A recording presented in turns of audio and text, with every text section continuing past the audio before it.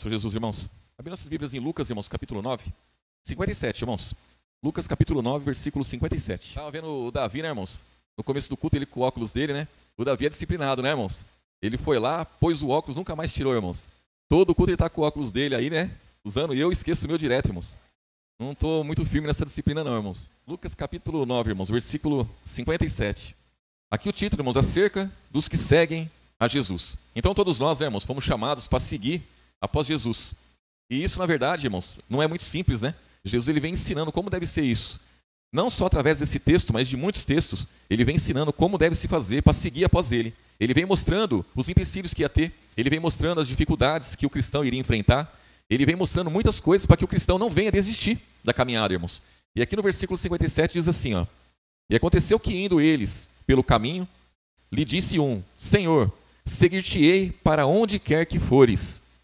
E disse-lhe Jesus: As raposas têm covis, as aves do céu ninhos, mas o Filho do Homem não tem onde reclinar a cabeça. Então ele diz aqui, ó, a esse um que queria seguir após ele, e falou que ia seguir acontecesse o que acontecer, irmãos. Né? Ia seguir após ele. E ele disse: olha, eu não tenho o que oferecer, não. Você está dizendo que vai me seguir para onde quer que eu for? Eu não tenho nada a te oferecer. Até as aves têm onde se apegar, mas eu não tenho. Aí diz aqui, ó, versículo 59, ó: E disse a outro, aqui Jesus dizendo: Segue-me. Mas ele respondeu: Senhor, deixa que primeiro eu vá enterrar meu pai. Então, aí Jesus diz aqui, ó, mas Jesus lhe observou: Deixa os mortos enterrar os seus mortos. Porém, tu vai e anuncia o que, irmãos? O reino de Deus. Irmãos, quando ele fala deixa os mortos enterrar os seus mortos, são os mortos espirituais, não são os mortos na carne, né, irmãos? Não tem como um morto enterrar outro morto. Mas ele está dizendo daqueles que estão mortos em ofensas e pecados. Então o pai dele não estava querendo seguir após Jesus. O pai dele não seguia após Jesus. E ele diz, olha, deixa os mortos enterrar os seus mortos. Deixa aqueles que estão numa outra caminhada cuidar uns dos outros. Você vai e anuncia o reino de Deus. Porque você está sendo chamado para anunciar o reino de Deus. E aquele que é chamado para anunciar o reino de Deus ou para seguir após Jesus, irmãos, ele vem ensinando aqui, ó, versículo 60, ó, 61. Disse também outro: Senhor, eu te seguirei, mas deixa-me despedir primeiro dos que estão em minha casa. Jesus lhe disse: Ninguém que lança a mão do arado e olha para trás é apto para o quê, irmãos? Para o reino de Deus. Então esse aqui já queria cuidar primeiro daqueles que estavam na casa dele. São coisas, irmãos, são coisas que prende as pessoas, impede as pessoas de seguir após Jesus. E resumindo tudo, é o negue-se a si mesmo. Porque a nossa vontade, muitas vezes, vai ser olhar para trás e cuidar das coisas que para trás ficam e devem ficar. E na verdade Jesus fala assim, ó, ninguém que lança a mão do arado e olha para trás é apto para o reino de Deus. O que é o arado, irmãos? O arado é um instrumento para começar a plantação, né, irmãos? Para começar a cuidar da terra. Imagina o agricultor, ele fala, olha, eu vou plantar 10 alqueires de qualquer coisa que seja. Aí primeiro ele pega o arado e ele vai tratar a terra. Imagina o processo que tem para frente, irmãos. Isso é o primeiro processo. Você pegar o arado é a primeira coisa. É você pegar o arado, arar toda aquela terra, revirar aquela terra. Aí você vai adubar, aí você vai cuidar da terra para depois poder plantar. E aí você vai plantar. E aí você vai ter que ter cuidado com o tempo. Não pode estar muito frio, não pode estar muito calor. Você vai ter que tomar cuidado com as pragas. Você vai ter que regar aquilo lá. Você vai ter que cuidar demais, irmãos. Imagina a pessoa quando pegou o arado, aí ela começa a olhar para trás e fala assim, meu Deus, eu podia fazer isso, eu podia fazer aquilo. Eu vou ficar 1 ano fazendo isso daqui, eu vou ter que fazer, eu vou ter que arar toda essa terra. Depois eu vou ter que adubar, depois eu vou ter que plantar. Aí eu vou ter que cuidar disso, daquilo outro. Eu podia fazer isso, podia fazer aquilo. Irmãos, não tem condições. Então a pessoa que lança a mão, que pega o arado, ele tem que pensar no que vem pela frente. Ele tem que, não, agora eu vou arar, tal dia eu termino, depois eu vou adubar a terra, e depois eu vou plantar, e depois eu vou cuidar de regar a planta, e depois... Tem que ser assim, para seguir adiante. Se ele olhar para trás, ele não é apto para aquilo. E Jesus vem comparando isso com o reino de Deus, irmãos.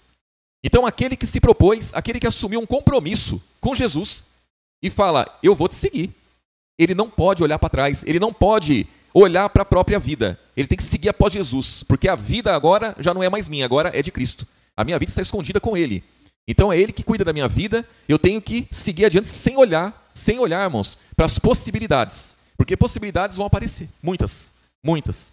Se você pensar que você tem ainda, vamos dizer, não digo nosso irmão Nelson, porque ele está completando 60 anos de idade, né, irmãos?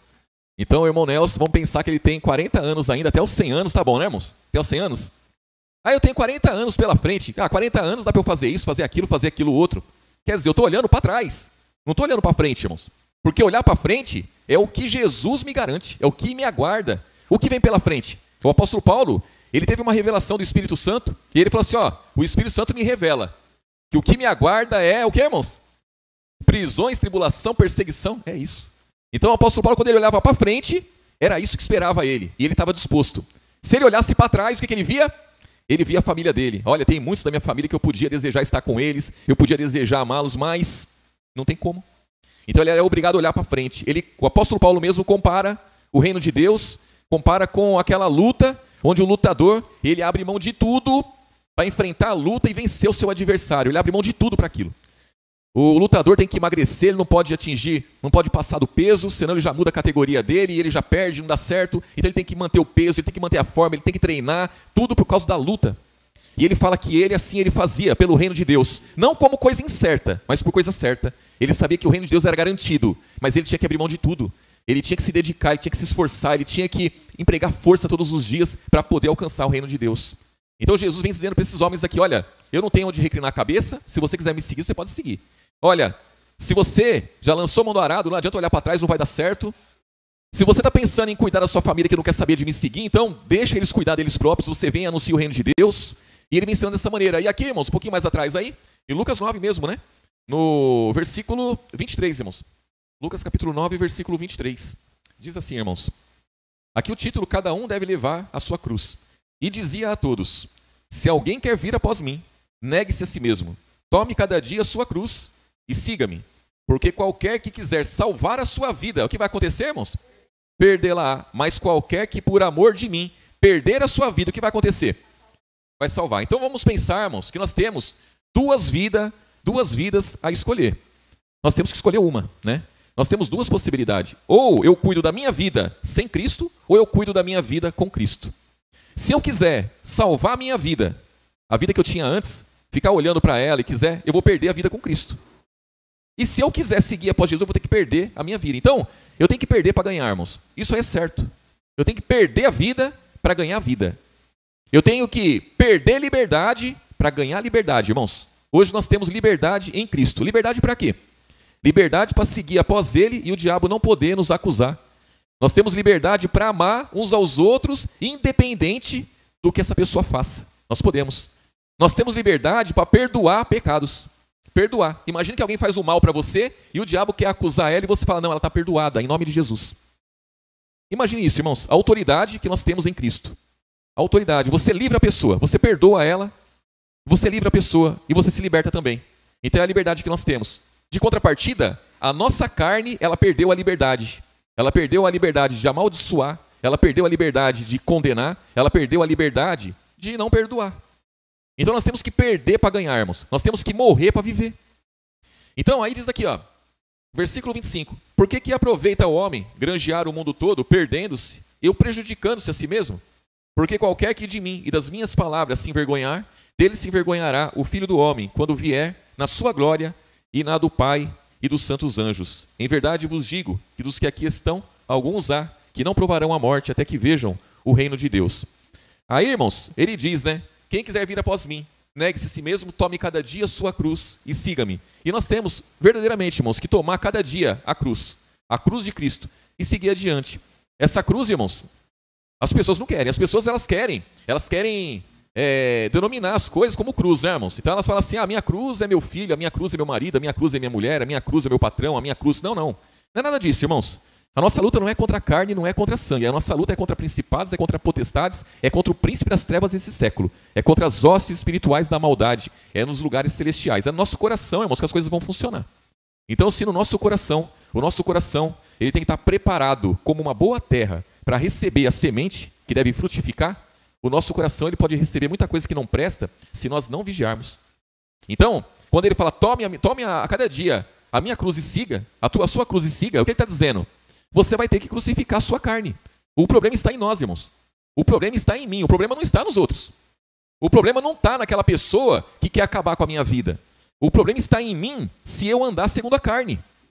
Se eu andar segundo o Espírito, irmãos, A palavra fala, não temam os homens, porque eles só podem tirar a vida de vocês, só essa vida, só. A primeira morte vocês vão passar por ela, se depender das pessoas. Mas antes, tenha medo daquele que pode, né, irmãos?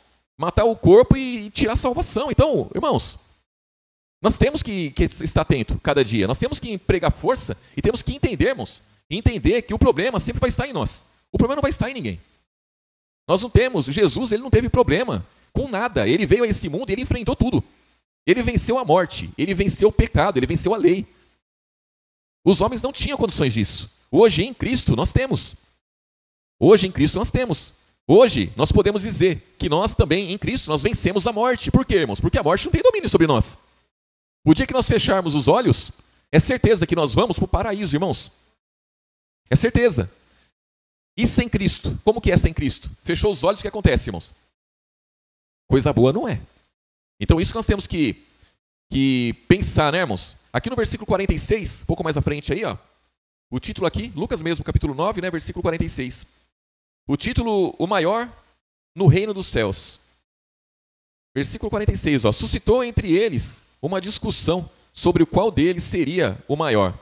Mas Jesus, vendo o pensamento do coração deles, tomou uma criança, pô-la junto a si e disse-lhes, qualquer que receber esta criança em meu nome, recebe-me a mim.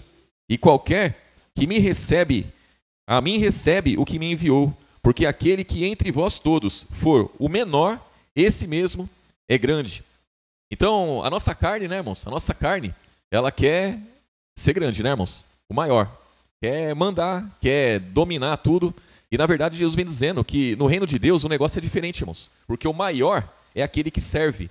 E o que é servir, irmãos?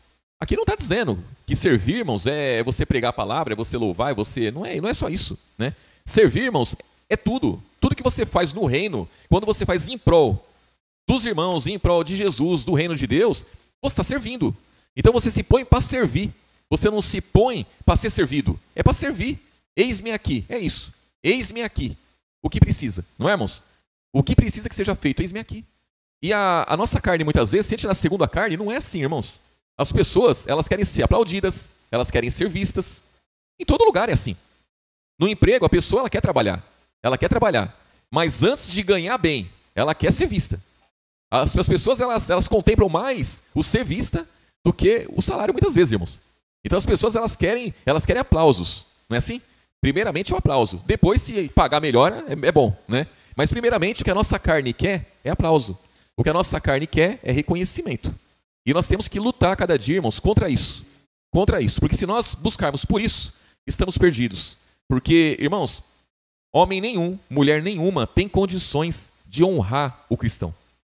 Porque a honra que o homem, uma mulher pode dar, não é suficiente para o cristão enfrentar a batalha espiritual. Só quem pode honrar a mim e aos irmãos é Jesus. Só ele pode honrar. E como que ele vai honrar? Como que ele vai honrar, irmãos? Pode ter certeza que é diferente da honra que a nossa carne quer. É diferente da honra que a nossa carne deseja, irmãos. É a forma como ele vai nos honrar. E o negócio funciona, irmãos. O negócio dá certo. Mas nós temos que ter esse mesmo entendimento, ter esse mesmo pensamento, irmãos. De seguir adiante, seguindo após Jesus. Batalhando pela fé, desejando a cada dia, né, irmãos, servir. E, irmãos, carregando a cruz. Carregando a cruz. Porque em todo momento nós vamos ter que crucificar a nossa carne. E aquele que deixar a cruz para trás, não vai ter como crucificar. Né? Aquele que lançou a mão do arado, isso, todos nós pegamos o arado, irmãos. Todos nós. Todo aquele que desejou e quis seguir após Jesus, que teve esse privilégio, irmãos, de seguir após Jesus, irmãos, tem que tomar posse do arado mesmo e deixar as coisas que para trás ficam, irmãos. Olhar para o alvo. Qual é o alvo? O alvo é quando a plantação estiver sendo vendida, né, irmãos? Que o agricultor, ele pegar o salário dele, né? Esse é o alvo dele, né, irmãos? É o alvo dele e o nosso. O nosso é a vinda de Jesus, irmãos. É a vinda de Jesus. Nós desejamos deixar esse corpo e habitar com o Senhor.